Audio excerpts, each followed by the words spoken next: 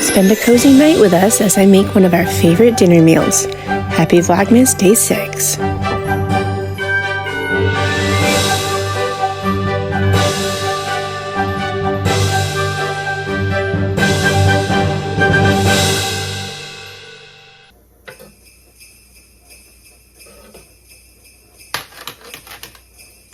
There's nothing better than coming home to the smell of a pot of warm chili simmering on the stove that's been going all day and making the house smell delicious.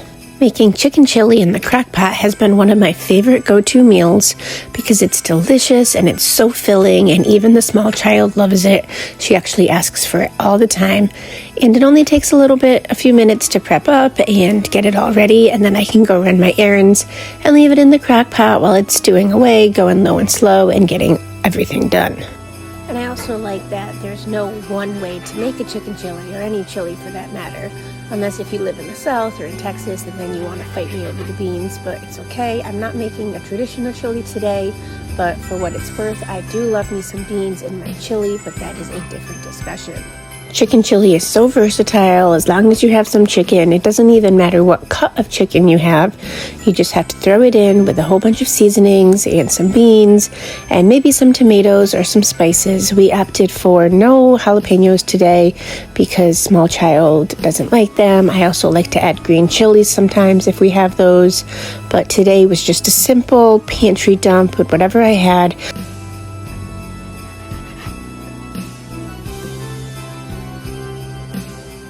Now, like I said, I usually make my chicken chili in the crock pot, but I actually forgot to set it up today before Ryan and I ran some errands. So when I got home, I remembered that I had promised small child we'd make some chicken chili, and I was desperate to get it done, so that's why I pulled out the Instapot.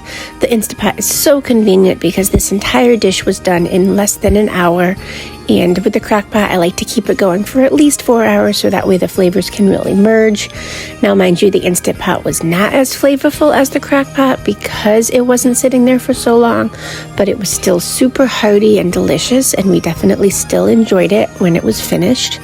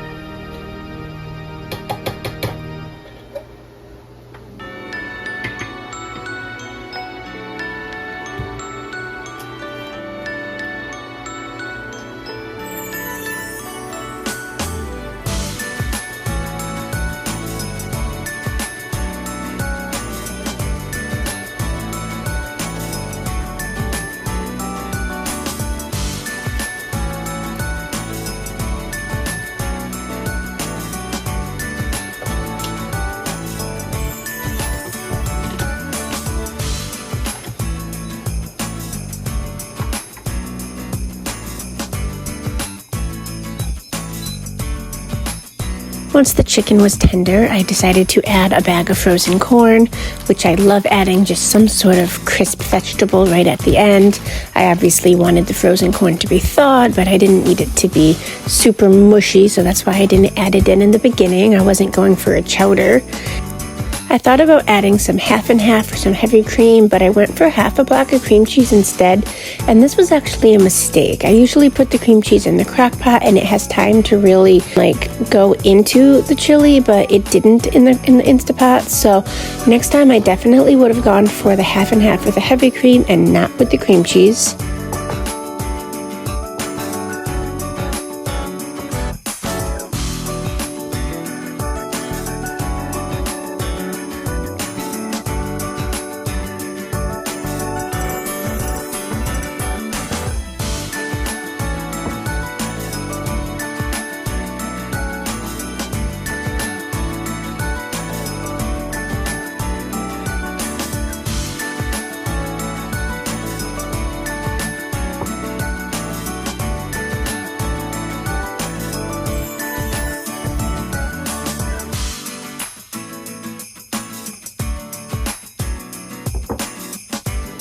While the chicken chili was in the Instapot, I decided to make some apple bread that could either be eaten alongside the chili or it could be eaten after. But I realized as I was getting all the ingredients out that it actually called for some applesauce. I didn't realize that the apples weren't already in the mix since it is a pre-made box mix. So I did as anyone would do, and I happened to actually have apples on hand. So I whipped together a pot of fresh applesauce, which is actually way more delicious than pre-made applesauce anyway. And it's so simple to make, so I'll actually write down my super easy scratch-made applesauce recipe down in the description below. So let me know if you try it.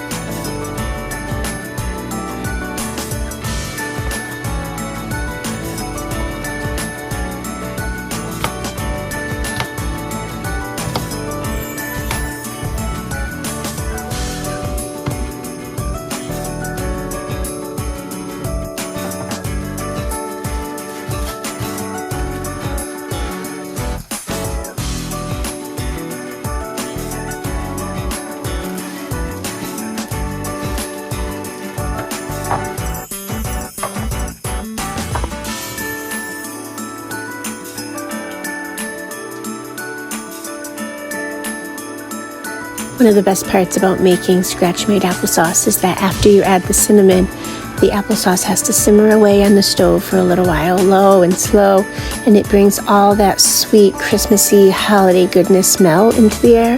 So it's almost like you have your own little simmer pot just going, bringing the holiday spirit into your cozy evening.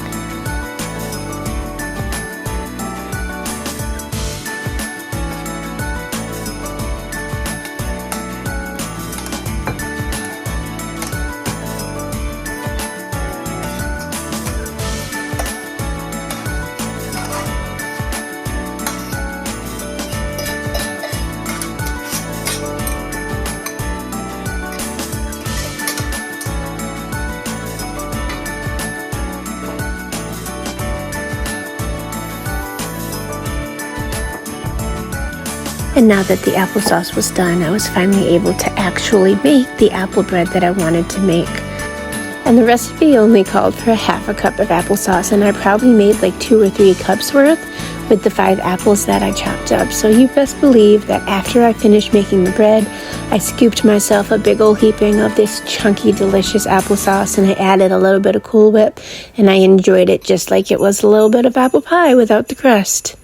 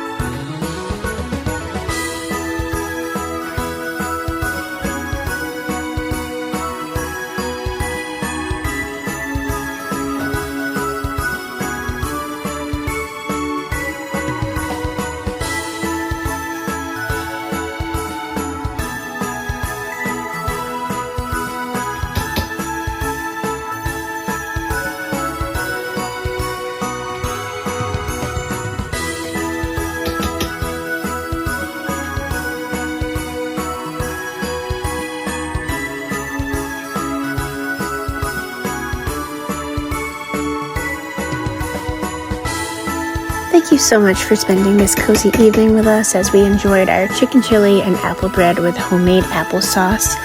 I hope you're having a wonderful December and your holiday season is full of spirit and cheer. If you like this video, be sure to like and subscribe so you don't miss any of my upcoming Vlogmas videos. I hope you have a wonderful evening, and I hope to see you back for tomorrow's Vlogmas video.